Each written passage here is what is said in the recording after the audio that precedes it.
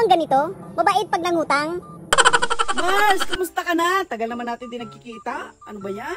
Oh, Mars, ikaw pala yan. Ikaw naman to nakalimutin. Nandito lang naman ako. Eto, nagbibreed pa rin ng aso. Mars, ang ganda ng manok ng tatay mo ah. Mars, baka pwede naman ako makahirit.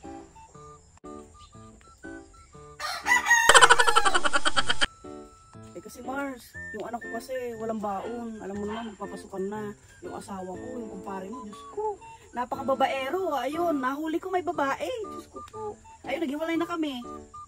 Sige Mars, papautangin kita. Pero kailan mo ibabalik? Sa isang linggo din Mars, ibabalik ko rin agad.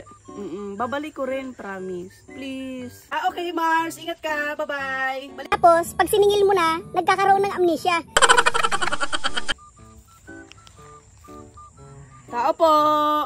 Mars, nandiyan ka ba? Mars! Uy! Pasok ka! Naku, nakalimutan ko yung utang ko, Mars. Kailangan ko na kasi pambili ng gatas ng anak ko. Iyak na iyak kanina pa. Dinala ko na nga dito dahil walang magbabantay. Mars, nawala sa isip ko na may utang pala ako sa'yo. Pwede bang bumalik ka na lang sa Makalawa? Sige, Mars.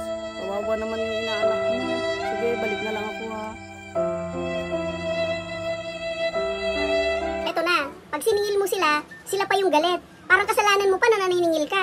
Diba? Yeah, nandito na tayo. Mars, okay lang ba kunin ko na? Pambili ko talaga ng gatas ng anak ko.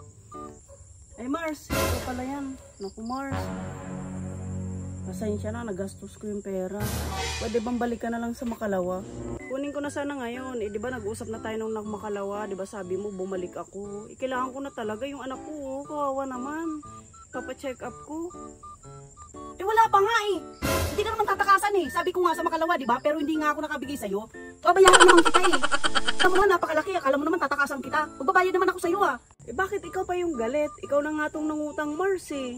Ayo guys, nagkakaroon tayo ng utang. Wala namang taong walang may utang, 'di ba? Mamayaman, mahirap, pero mga utang. So, doon sa advice ko doon sa mga nangungutang, magbayad tayo. Pero kung hindi tayo makabayad, panatilihin pa rin natin kung paano tayo sa umpisa, maging mabait pa rin tayo. Kung paano tayo nangutang, 'di ba? Mabait tayo sa una.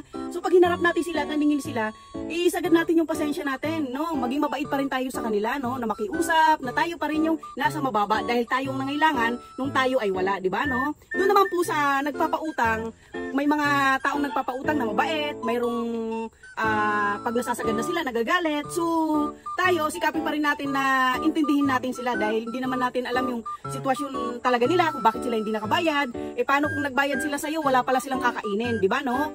May mga ganyan na dapat magbigayan lang tayo, no? Na umunawa rin tayo sa isa't isa. Nangutang, nagpautang, iwasan natin na makasakit tayo ng mga salita, no? Panatilihin pa rin natin na maging mabuting tao pagdating sa pera. Yun lang ang advice ko sa inyo.